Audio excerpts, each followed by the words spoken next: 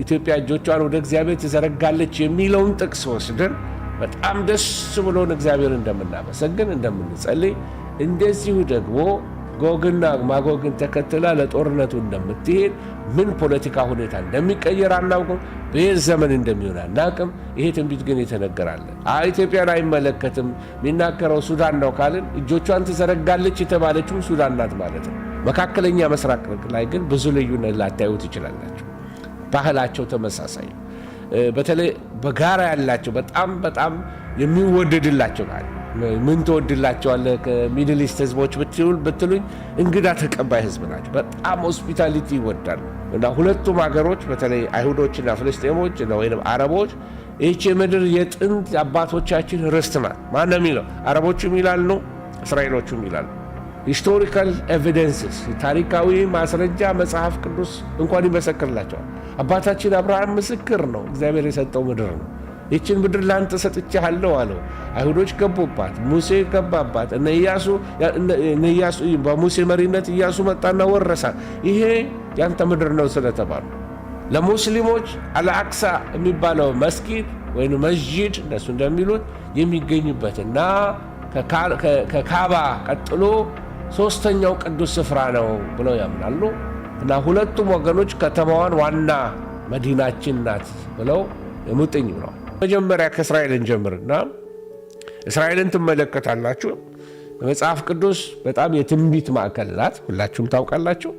እና የተቋቋመችው ከፈረሰች ከተበተነች ከ2000 ዓመት በኋላ ሮማውያን ካቃጠሏት በኋላ ታይተስ ካቃጠላት በኋላ በ1948 እንደ አውሮፓውያን አቆጣጠር እንደገና በዩናይትድ ኔሽን ድጋፍ እንደገና አገር ሆናለች። እንደገና ተሰብስበዋል። የደረቁት አጥንቶች እንደገና ተገጣጥመዋል። እንደገና አገር ሆነዋል። ከአውሮፓ ከተበተኑበት ለ2000 ዓመት ተመልሰዋል። ኢየሩሳሌምን ደግሞ ዋና ከተማ ያደረጋት መቼ ነው? በ1968 አካባቢ ላይ ኃይለኛ ጦርነት ነበረ።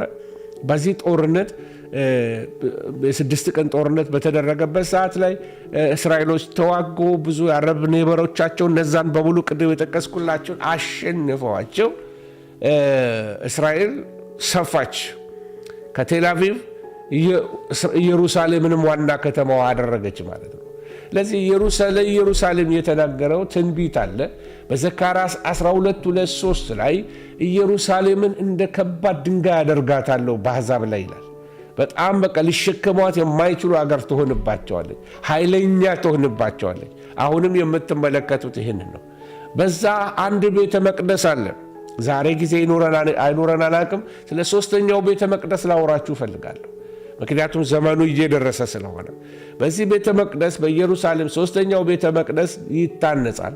ይሄ ቤተ መቅደስ ሲታነጽ ነው ጸረ ክርስቶስ መጥቶ የሚያረክሰው። ሁለተኛ ተሰሎንቄ 2:4 ላይ የምትመለከቱት በተቀደሰው ስፍራ የጥፋት ርኩሰት እንደሚመጣ መጽሐፍ ይነግረናል። በዳንኤልም ትንቢት እንመለከተዋለን። ስለዚህ የተቀደሰው ስፍራ የሚለው ስለ ቤተ መቅደሱ ነው። ስለዚህ ቤተ መቅደሱ እንደሚሰራ ምንም ጥርጥር የለም። እሱን በሌላ ጊዜ ያሳያችኋለሁ፣ ወይም በዚህ ቀን በዛሬ ላልጨርሰው እችላለሁ። ሁለተኛው ሀገር በሚድል ኢስት በጣም ቁልፍ የትንቢት ቦታ ያላት ብዙ ትንቢት የተነገረላት ኢጅፕት ናት። ኢጅፕት በደቡብ ንጉሥ ተብላ ተጠቅሳለች በመጽሐፍ ቅዱስ ውስጥ። ትንቢተ ዳንኤል 11 ላይ ሄዳችሁ ተመልከቷቸው። እና በመጨረሻው ዘመን ከሰሜን ንጉሥ ጋር ግጭት ውስጥ ትገባለች እና የደቡብ ንጉሥ እንደሚዋጋ የሰሜን ንጉሥ መጽሐፍ ቅዱስ ይነግረናል። ስለዚህ በዚህ ትንቢት መሰረት ለግብፅ የጦርነት ገና ትንቢት ተነግሮባታል። ገና ወደ ጦርነት እዛው ሚድል ኢስት ውስጥ ጦርነት ውስጥ ትገባለች።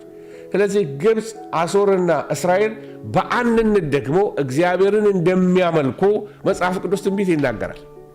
የሚገርም ነው። አያችሁ፣ እኛ የምናውቀው አሁን ያለውን ፖለቲካውን ብቻ ነው። መጽሐፍ ቅዱስ ይነግረናል። ኢሳይያስ 19 ላይ ከ23 እስከ 25 ሄዳችሁ ብትመለከቱ ግብፅ፣ አሦር እንደገና እስራኤል በአንድነት እግዚአብሔርን የሚያመልኩበት ዘመን እንደሚመጣ ይህን ተነግሮናል። ጦርነት ብቻ አይደለም እየተነገረው፣ በረከትም ተነግሯል በዛ ቦታ ላይ። በነገራችን ላይ ለይስሐቅ ብቻ ሳይሆን ለእስማኤልም በረከት ተነግሮለታል፣ ትንቢት ተነግሮለታል። እሱንም ሚዛናዊ በሆነ መንገድ ልናጠናው ይገባል። ሌላ ሶስተኛ ሀገር ላሳያችሁ ፈልገው ሰሞኑን በዚህ በዜና ውስጥ ያለች በብዙ ኮንፍሊክት ውስጥ ከአሜሪካ ጋር ያላት ከእስራኤል ጋር ያላት በጣም በጦር መሳሪያ የምትፈራ ሀገር ፋርስ ናት ወይንም ኢራን ናት። እና መጽሐፍ ቅዱስ ስለዚህች ሀገር ዴስቲኒ ሲናገር በሕዝቅኤል 38 ላይ እና እስከ 39 ድረስ ኢራን በዚህ ውስጥ የጎግና ማጎግ ወይንም ደግሞ የሩሲያ ተከታይ ሆና መሪ አይደለም። አሁን በመሪነት ነው የምትዋጋው ከእስራኤል ጋር ከአሜሪካን ጋር።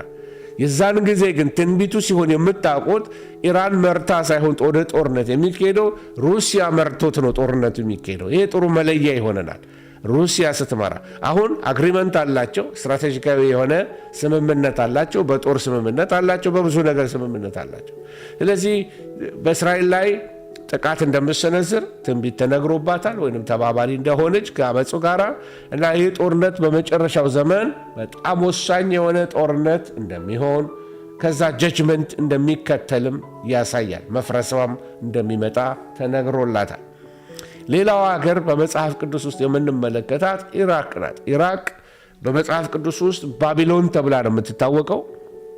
በራእይ 17 ላይ ስለ ታላቂቱ ባቢሎን ይናገራል። እንደኔ ግን ታላቂቱ ባቢሎን ብሎ የሚናገረው አሁን ያለችዋን ኢራቅ ሳይሆን ሞስት ፕሮባብሊ በሌላ ዘመን በሌላ ታሪክ ውስጥ ያለች አንዳንዶች ሮም ልትሆን ትችላለች ተብሎ ይገመታል። ወይም ደግሞ ዩሮፒያን ዩኒየን ሊሆን ይችላል ተብሎም ይገመታል። እና በመንፈሳዊ ስርዓት ባቢሎን ይባል እንጂ የሚናገረው ስለ ዓለም ሲስተም ነው። እና ሌሎች ደግሞ አይ የነበረችውን ባቢሎን ራሷን ኢራቅ ዳግም ትነሳለች እና ለዓለም የንግድና የፖለቲካ ማዕከል ትሆናለች ብለው የሚያምኑ ሰዎች አሉ። ይሄ እሷ ዴስቲኒ የተጻፈላት እንደ ባቢሎን ነው። ስለ ሲሪያ ወይም ደግሞ ስለ ሶሪያ መጽሐፍ ቅዱስ የሚነግረን ነገሮች አሉ። ይሄ ስለ ደማስቆ ድመት ኢሳይያስ 17:1 ላይ ተጽፏል። ደማስቆ ከተማነቱ ቀርቶ ምንድነው የምትባለው? የፍርስራሽ ክምር ትሆናለች፣ የቀበሮ ማደሪያ ትሆናለች ተብሎ ትንቢት ተነግሮባታል ሶሪያ። እና ይሄ ትንቢት አልተፈጸመም። ተፈጸመ መስሎን ባለፈው ጦርነት ብዙ ነገር ሲባል ነበር። ነገር ግን ሲሪያ የስ አካባቢዋ ወድሟል፣ ህዝቧ ተበትኗል፣ ብዙ መከራ አይተዋል። ነገር ግን ደማስቆ ከተማዋ የተነገረባት ትንቢት አለ። በኢሳይያስ 17:1 ላይ የፍርስራሽ ክምር ትሆናለች ይላል። አንድን ከተማ ፍርስራሽ የሚያደርገው ነገር አንዱ ጦርነት ወይ የምድር መንቀጥቀጥ ነው። ስለዚህ ጦርነት ከሆነ አሁን በጅምሩ ተመልክተነዋል። ምን አይነት መሳሪያዎች ናቸው ከተማን የፍርስራሽ ክምር ሊያደርጉ የሚችሉ? አይታችኋል። ምን አይነት ክሩዝ ሚሳኤሎች ከተማን ሲመቱ እንዴት ዶግ አመድ እንደሚያደርጉ፣ በቃ ድንጋይ ብትንትን አድርገው አፈር እንደሚያደርጉት እና የመሳሪያው መርቀቅ ያሳያቸዋል በጨረፍታ ማለት ነው። እና ስለ ሲሪያ የተነገረው ነገር ይሄ ነው። ከሲሪያ ቀጥሎ እንዲሁ ዝም ብዬ አንዳንድ ሀገሮችን ምናልባት እስካሁን የተናገርኩት ሪቪው ላድርግላችሁ፣ ብዙ ኢንፎርሜሽን እንዳልሰጣችሁ ይቅርታ። እነዚህ ሀገሮችን ማየት ትችላላችሁ። ምናልባት አሁን ተናግሬያቸዋለሁ። የሚጨምረው ምናልባት ሊቢያንና ኢትዮጵያን ከታች ይጨምራል። ሚድል ኢስት ሀገሮች አይደለንም እኛ። ካልቸራችን ግን ወደ ሚድል ኢስት ይቀራረባል እና ከጎግ ጋር ተባባሪ ይሆናሉ የሚል ትንቢት ተነግሮባቸዋል። እና ያሳቀኝ ምክንያት ልነግራችሁ ነው። አንድ ሰው ጻፈልኝ። በቃ አይደለም ልክ አገርን ካለመውደድ የተናገርኩ ነው የመሰለው። ለመጽሐፍ ቅዱስ ታማኝ መሆን ከአገር በላይ መጽሐፍ ቅዱስ ኢትዮጵያና ሊቢያ ወይም ፉጥና ኩሽ ይከተሉታል፣ ጎግን ይከተላሉ ይላል ብሎ ማስተማር አገርን መጥላት አይደለም። ስለዚህ ተነግሯል። የስ ኢትዮጵያ እጆቿን ወደ እግዚአብሔር ታነሳለች ተብሎ ተጽፏል። ክብር ለእግዚአብሔር ይሁን። በየትኛው ዘመን ነው ያ የሚሆነው? ከዛ በኋላ ነው? ከዛ በፊት ነው? ይህንን ለምሁራኑን ተውላቸዋለን። ግን ሕዝቅኤል 38 ቁጥር 5 እንደሚነግረን ፉጥና ኩሽ ወይም ደግሞ ኩሽ ኢትዮጵያ ከሆነች በጣም ጥሩ እና አንዳንድ ጊዜ ኢትዮጵያ እጆቿን ወደ እግዚአብሔር ትዘረጋለች የሚለውን ጥቅስ ወስደን በጣም ደስ ብሎን እግዚአብሔር እንደምናመሰግን እንደምንጸልይ፣ እንደዚሁ ደግሞ ጎግና ማጎግን ተከትላ ለጦርነቱ እንደምትሄድ ምን ፖለቲካ ሁኔታ እንደሚቀየር አናውቅም። በየት ዘመን እንደሚሆን አናውቅም። ይሄ ትንቢት ግን የተነገራለ። ኢትዮጵያን አይመለከትም፣ የሚናገረው ሱዳን ነው ካልን እጆቿን ትዘረጋለች የተባለችውም ሱዳን ናት ማለት ነው። ለዚህ መጽሐፉን በትክክል ለመጽሐፉ ሎያል እንሆን፣ በፖለቲካ ማይንድ መጽሐፍ ቅዱስን አንተርጉመው ማለት ነው። ኦኬ ይህንን ካልኩኝ እንግዲህ ስለ ቋንቋዎች እናገራለሁ። የሚድል ኢስት ህዝቦች ቋንቋቸው በአብዛኛው ሴማዊ ወይም ሴሜቲክ ነው። የሴሜቲክ ቋንቋዎችን ዘር ግንዶች ለማየት ሞከርኩኝ።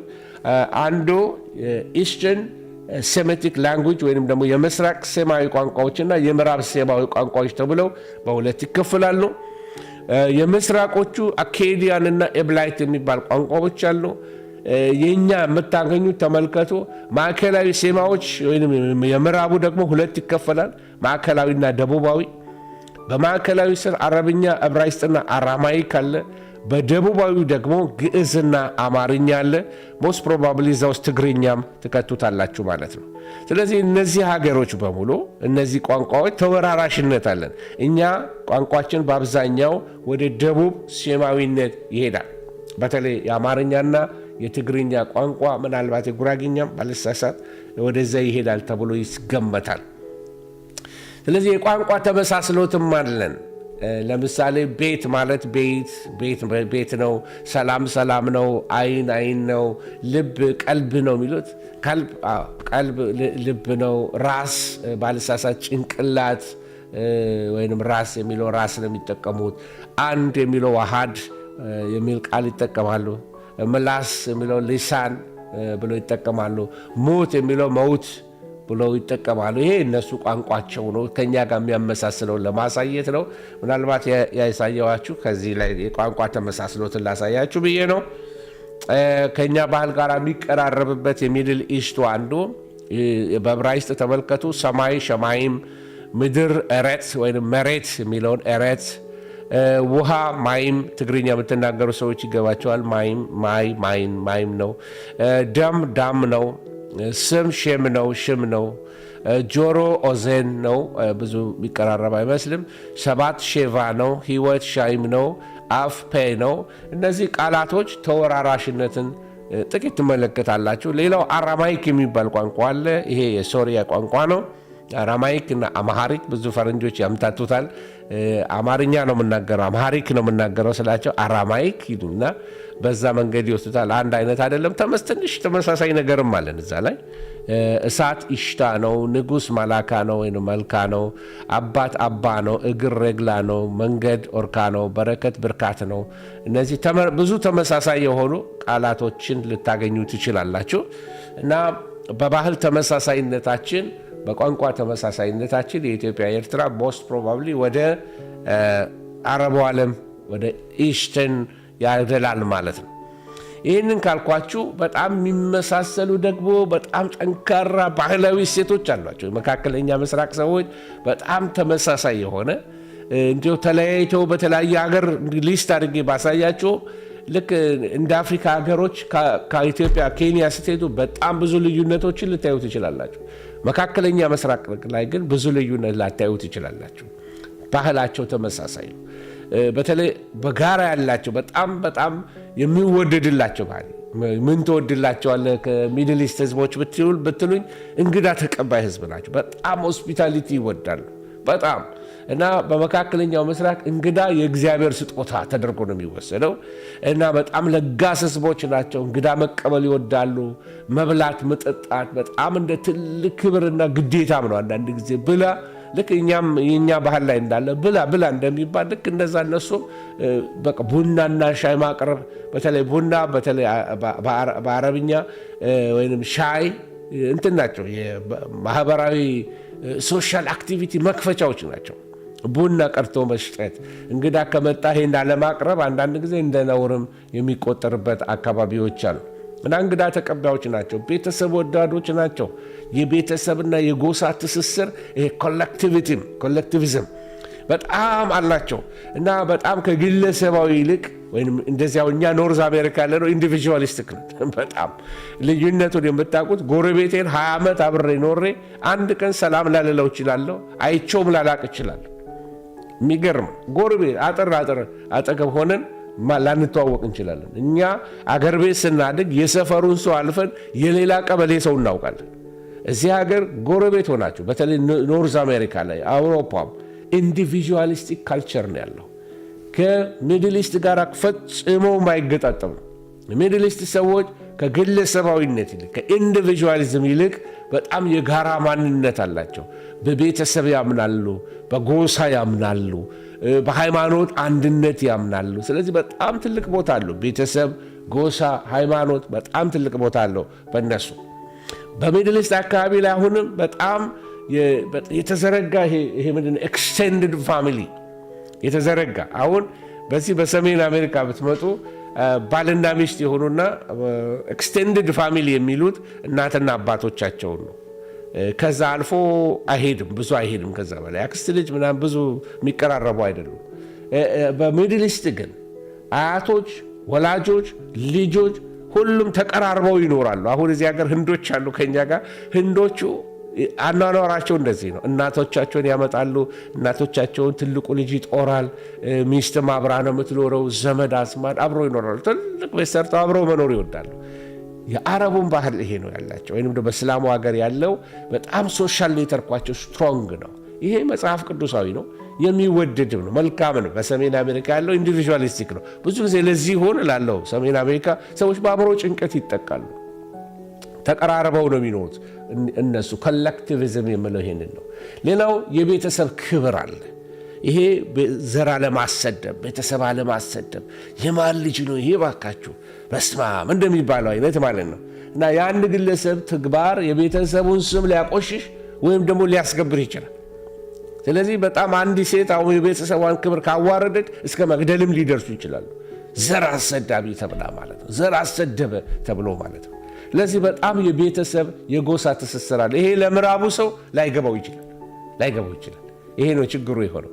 ሌላው የምግብ ባህላቸው ነው። በጣም ደስ የሚለው የምግብ ባህላቸው። እኔ ትንሽ አንድ ወቅት ብቻ ነው የሄድኩት አንድ አካባቢ ላይ ሚድል ኢስት አካባቢና ምግብ አዘጋጀታቸው በጣም ተመሳሳዮች ናቸው። የወይራ ዘይት፣ በግ፣ ዶሮ፣ ምስር፣ አተር፣ ቅመማ ቅመም በጣም በጥቅም ላይ ሲያውሉ ትመለከታላችሁ። በጣም ታዋቂ የሆኑ ምግቦች አሏቸው። እንደ ሐሙስ ነው የምትሉት፣ ሐሙስ፣ ፈላፍል፣ ሸዋርማ፣ በቅላቫ። እነዚህ በጣም በሁሉም ሀገራት ሚድል ኢስት ላይ በጣም የታወቁ የምግብ አይነቶች ናቸው። የምግብ ስርዓታቸው ተመሳሳይ ነው። ምግብ በአንድ ትልቅ የጋራ ሳህን ላይ ቀርቦ አብረው ነው የሚበሉት። በፍቅር አንድነትን የሚያሳዩበት አንዱ ነገር አብሮ በመብላት ነው። ይሄ አሁን የምነግራችሁ የእኛ ሀገር ባህል ነው የሚመስለው አይደለም። ምክንያቱም የእኛ ካልቸራችን በጣም ኢንፍሉዌንስ የተደረገው እኛ ወደ ኢስቱ ነው የምንቀርበው። ወደዚህ ወደ አረቡ ዓለም ስለምንቀርብ ባህላችን፣ ቋንቋችን በሙሉ ወደ ኢስት ነው። በተለይ የሰሜኑ አካባቢ ማለት ነው። ይህንን ካልኳችሁ እንግዲህ ከባህሉ ሌላ ደግሞ ከምግቡ ሌላ ከቋንቋው ሌላ የሃይማኖት ተጽዕኖ አለ። አብዛኛው የመካከለኛው ምስራቅ ህዝብ ሙስሊም ነው፣ ግን ክርስቲያኖችም አሉ፣ አይሁዶችም አሉ። ባህላዊ ተመሳሳይነት ያላችሁ የእስልምና ባህላዊ ተጽዕኖን ትመለከታላችሁ። የአነጋገር ዘያቸው ለምሳሌ የአነጋገር ዘያቸው ይመሳሰላል። እኔ ሙስሊም እኔ ሚድል ኢስት ሰዎች ሲያወሩ ብሰማቸው ኢንሻላ አልሐምዱሊላህ ምናምን ሲሉ ትሰማቸዋለች። እግዚአብሔር ይመስገን እግዚአብሔር ቢፈቅድ የሚል አፋቸው ላይ ሲያዘወትሩ ትመለከታላችሁ። ለዚህ ይሄ የጋራ አንድነታቸው የሃይማኖትን አንድነታቸውን ያሳያቸዋል። ጾም በዓላቶች አለው። ሚድል ኢስት የራሱን የሆነ የሚድል ጾም በዓል አለው። የረመዳን ጾም አላቸው እና ሃይማኖታዊ በዓላቶቻቸው ተመሳሳዮች ናቸው። በብዙ ነገር የሰውነት እንቅስቃሴ ሲያወሩ እንኳን የሰውነት እንቅስቃሴያቸው ተመሳሳይ እና አረብ ሀገር ያላችሁት እናንተ ታውቁታላችሁ ማለት ነው። እና የአነጋገር ዘያቸው ቀጥተኛ ያልሆነ አንዳንድ ንግግሮች ይኖራቸዋል። ለምሳሌ ሰላምታ ይሰጣሉ፣ የቤተሰብ ደህንነት ይጠይቃሉ።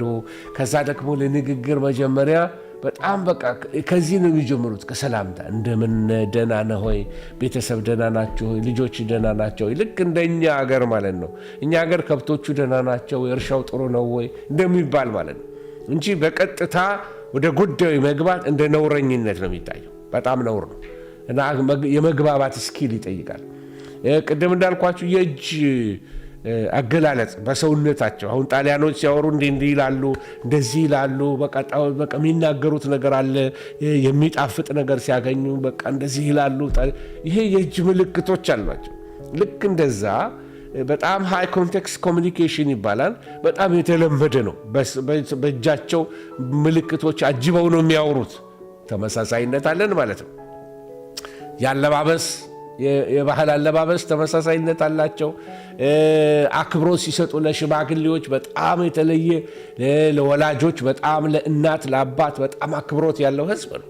አለባበስን ከተመለከታችሁ በጣም ሞደስት የሆነ ትህትና የተሞላበት መሰረት ያደረገ ወይ ሂጃብ ወይ ጀለቢያ ረዘም ያለ ሰውነታቸውን ኤክስፖዝ የማያደርግ አለባበስ ነው ያላቸው። ወደዚህ ወደ ሰሜን አሜሪካ ስትመጡ ደግሞ እሱን ማውራትም አያስፈልገውም። ፈጽሞ የተለየ ነው ካልቸሩ። ይሄ ጨዋነት፣ ራስን መግዛት የሚባለው ነገር ወደዚህ አታገኙት። ወደዛ ወደ እናንተ ወደ አረቡ ዓለም በብዙ ታያላችሁ። ሌላ ሙዚቃን በተመለከተ ስትመለከቱ ተመሳሳይ መሳሪያ አላቸው። ኡድ፣ ደርቡካ ምናምን የሚባሉ የዜማ ስልቶች አሏቸው፣ መጫወቻዎች አሏቸው። ገበያውን ብትመለከቱ ሱቅ በአማርኛም ሱቅ ነው፣ በእነሱም ሱቅ ነው እና ክፍት የገበያ ቦታዎች አሏቸው። ዋጋን ዕቃ ልትገዙ ብትፈልጉ ባርጌን ያደርጋሉ። አውርደው ቀንሰው፣ በፍጹም በዚህ ዋጋ አልወስድም፣ የመጨረሻ እኛ ሀገር በቀንጅ ተሳስበው እንደሚወስዱት አይነት ልክ እንደዛ አለ። ኖርዝ አሜሪካ ብትመጡ ይሄ የለም። የተጻፈውን ነው የምትገዙት። ዳትሴት ቀንስልኝ፣ አውርደው አውጣው የሚባል ነገር የለም። እነሱ ግን ተከራክረው ቤተሰባዊ ናቸው። በቃ ይውሰደው፣ በቃ በ5 ውሰደው፣ በቃ ምናምን አንዱ ትቶ ሲሄዱ አንዱ ተወሰ። ይሄ የሚያሳያቸው በጣም ተመሳሳይ የሆነ ካልቸር አላቸው። ቁጥር አጠራራቸው ተመሳሳይ ነው። የሃይማኖት ቃላታቸው ተመሳሳይ ነው። አሜን ነው፣ ሃሌሉያ ነው፣ መሲህ ነው። እነዚህ ሁሉ በሚድል ኢስት ያሉ ናቸው። የተለያየ አይነት ይሄ የቃላት አገላለጻቸው ራሱ በጣም ተመሳሳይነት አላቸው። ይህንን የምላችሁ ለምንድን ነው? ስለ ሚድል ኢስት በቂ እውቀት እንዲኖረን ነው። ምንድን ነው የሚያጣላቸው ታዲያ ፓስተርዬ? እነዚህ ሰዎች ምንድን ነው የሚያጣላቸው ልትሉ ትችላላችሁ። የሚድል ኢስትን ሰዎች ከሚያጣላቸው ነገሮች አንዳንዶቹ ነገሮች ላሳያችሁ እፈልጋለሁ። የመጀመሪያው ነገር ምንድነው? እስራኤልንና ፍልስጤምን የሚያጣላቸው ካልን የመሬት ይገባኛል ጥያቄ ነው። ይሄ ቴሪቶሪያል ዲስፒዩት የምንለው እሱን ነው የሚያጣላቸው። እና በዚህ ቴሪቶሪያል ዲስፒዩት ውስጥ ይሄ ዋናው መንስኤ በቃ የዚህ የሚድል ኢስት ትልቁ ችግር ይሄ አንዱ የፍልስጤም ኢሹ ነው። እና ሁለቱም ሀገሮች በተለይ አይሁዶችና ፍልስጤሞች ወይም አረቦች ይህች ምድር የጥንት አባቶቻችን ርስት ናት። ማን የሚለው? አረቦቹም ይላሉ፣ እስራኤሎቹም ይላሉ። ኦኬ። ስለዚህ አይሁዶች ከ3000 ዓመታት በፊት በመጽሐፍ ቅዱሳዊ ታሪክ የምድሪቱ ባለቤት መሆናቸውን መጽሐፍ ቅዱስም ይመሰክርላቸዋል። ከሮማውያን ወረራ በኋላ ግን ለ2000 ዓመት ያህል ከምድሪቱ ተበትነው ነበረ። አገሩን ለቀው ሄደው ነበረ።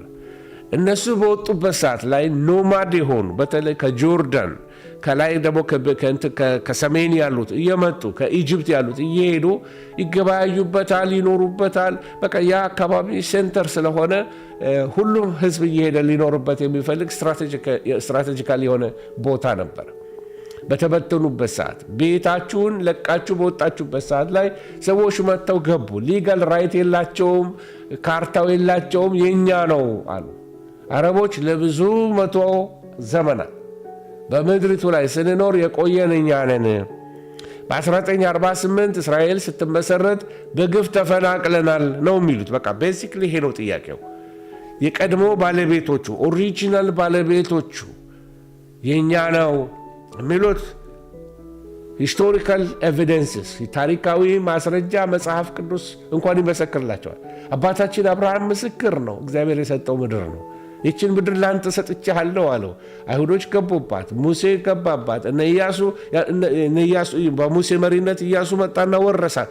ይሄ ያንተ ምድር ነው ስለተባሉ ከዛ በፊት የነበሩት አረቦችም አልነበሩ። ከዛ በፊት የነበሩት ያቡሳውያን ምናምናውያን ምናምንዋውያን የሚባሉት እነሱ በሙሉ አረቦች አይደሉም፣ ሌላ ኔሽኖች ናቸው። የጠፋ ኔሽኖች አሉ፣ ፌርዛውያን ምናምናውያን የሚባሉ ሌሎች ናቸው።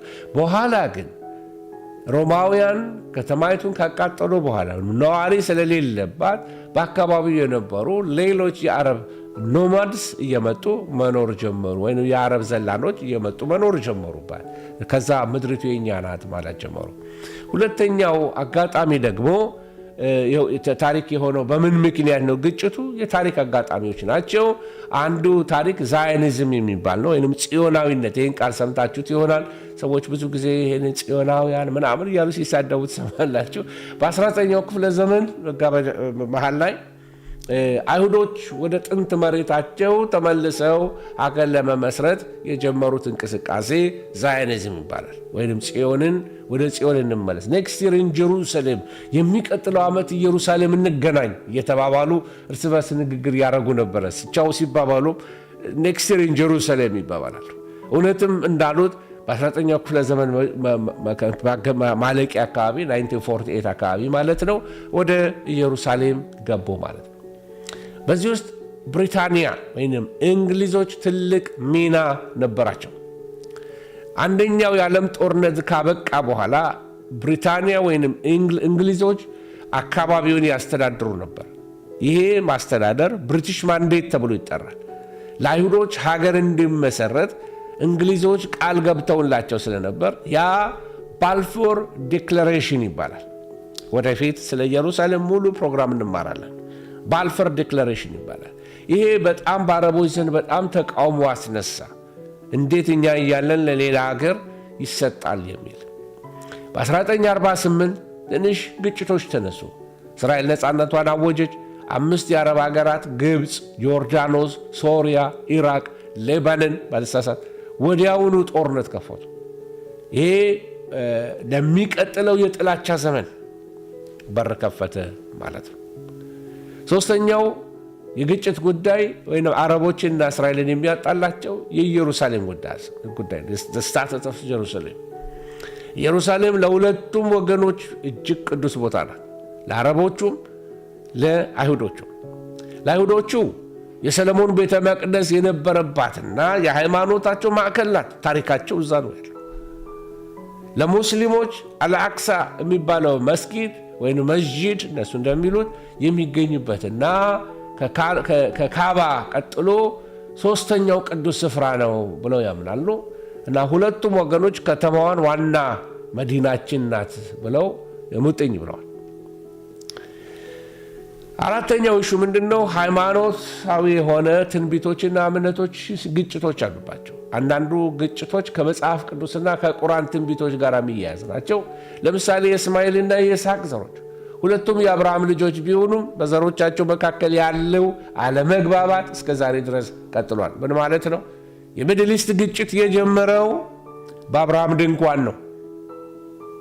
በአብርሃም ድንኳን በመጨረሻው ዘመን በዮሐንስ ራእይና በትንቢተ ዳንኤል ወገኖች በመካከለኛው ምስራቅ የመጨረሻው ታላቅ ጦርነት መድረክ እንደሚሆን መጽሐፍ ይነግረናል ማለት ነው። ቅድም የነገርኳችሁን አንዳንድ በእስራኤል የነበሩትን ጦርነቶች በቻርት ለማሳየት ለሞክር። የነፃነት ጦርነት ያደረጉበት ነው እና እስራኤል እንደ ሀገር ነፃ የሆነችበት ጊዜ ነው 1948። በ1967 የስድስቱ ቀን ጦርነት የሆነበት ነው። በዚህ ጦርነት ኢየሩሳሌምን፣ ጋዛን፣ ዌስት ባንክን እስራኤል ተቆጣጠረች። በ73 የዮም ኪፑር ጦርነት የሚባል ነበረ። ግብፅና ሶሪያ እስራኤልን በድንገት በጾም ላይ እያሉ በዮም ኪፑር ጾም ላይ እያሉ ድንገት አጠቋቸው። በኋላ ግን የሰላም ስምምነት ተደርጎ ግብፅም ወደ ቦታዋ ሌሎችም ወደ የቦታቸው ሄዱ ማለት ነው። ይህንን ካልኳችሁ ከጦርነቱ በፊትና በኋላ የእስራኤልን ማፕ ላሳያችሁ እፈልጋለሁ። እዚህ ላይ የምትመለከቱት እንግዲህ ከጦርነቱ በፊትና በኋላ ነው። ጦርነቱ እስራኤልን አላጠበባትም፣ የባሰ አሰፋት። በፊት ይሄ የምትመለከቷት በጣም ትንሽ የሆነች ሀገር ነበረች። እስራኤል ግን እየሰፋች ዶሚኔት እያደረገች አካባቢውን ሁሉ እየተቆጣጠረች መጣች ማለት ነው። እና እንግዲህ የምታዩት ይሄ ግሪኑ የምትመለከቱት አዶኑ ይታያችሁ እንደሆነ አላቅም። በግሪኑ ላይ የምትመለከቱት እሱ አንዱ የእስራኤል ቴሪቶሪ የነበረ እየሰፋ የመጣ ነው።